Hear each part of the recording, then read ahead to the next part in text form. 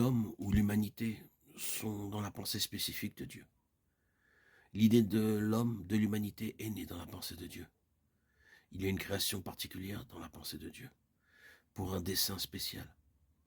L'écrivain de la lettre aux Hébreux dit, en effet, ce n'est pas des anges que Dieu a soumis le monde à venir dont nous parlons. Or, quelqu'un a rendu quelque part ce témoignage. Qu'est-ce que l'homme? Pour que tu te souviennes de lui, ou le Fils de l'homme, pour que tu prennes soin de lui. Hébreux 2, 5 et 6.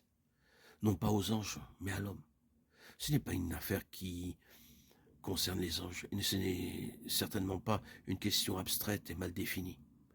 Il y a un témoignage qui doit être trouvé dans l'expression concrète de l'homme, de l'humanité.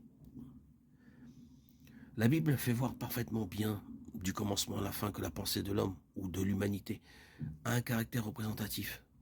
Il représente la pensée divine, à l'image de Dieu, semblable à Dieu. C'est la représentation, et cette pensée en relation avec l'homme est implicite dans toute la Bible. La question qui se pose est la suivante. L'homme réalisera-t-il ou ne réalisera-t-il pas le dessein qui a présidé à son existence et qui consiste à représenter Dieu, à exprimer Dieu?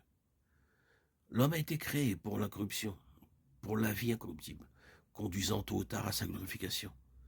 Si cela n'est pas compris tout de suite, conservons cette pensée pour le moment.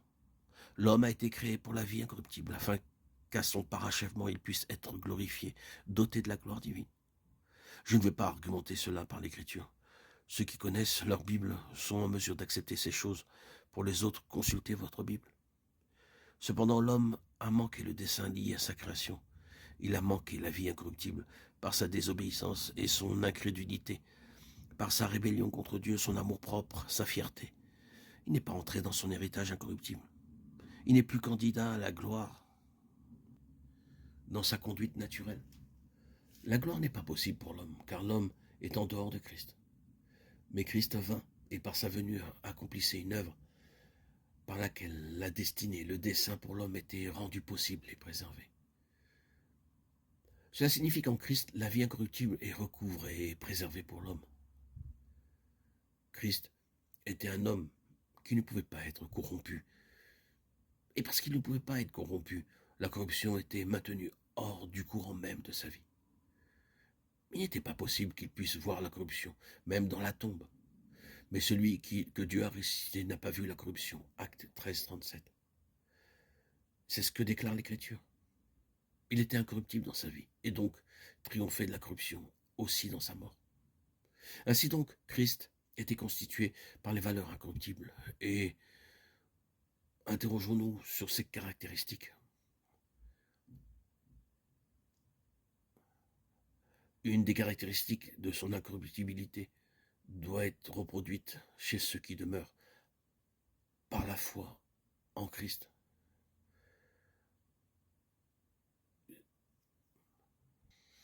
Car l'une des grandes caractéristiques qu'avait Christ, c'était son union avec Dieu comme son Père. Dieu, son Père. Nous savons que bien souvent il employait ce mot de Père. Il disait ainsi, mon Père et le Père est en moi. Cette union, cette relation était l'explication de toutes ses souffrances et de ses épreuves tout au long de sa vie. Dieu demeurait, le Seigneur et le souverain. L'union entre Christ et son Père n'était pas la relation d'un souverain avec son sujet. Il n'avait pas vécu cette vie et accompli l'œuvre sous la contrainte du gouvernement tout souverain de Dieu. Dieu n'agissait pas que de manière toute souveraine dans le cas de cet homme, faisant sa propre volonté, affirmant et réclamant ses propres droits, revendiquant sa propre place, exigeant sa propre connaissance et accomplissant son propre plan d'une manière toute souveraine. Non, tout cela reposait sur notre base, qui était la communion. Dieu peut faire beaucoup de choses avec nous, et par nous et au moyen de nous, de manière toute souveraine, mais ce ne sera jamais, et au grand jamais, satisfaisant pour Dieu. Il nous veut dans sa communion. Il veut la place, ni comme souverain, ni comme despote, mais comme Père. C'était ce que signifiait ce mot sur les lèvres du Seigneur Jésus. Il les enseignait à prier Père.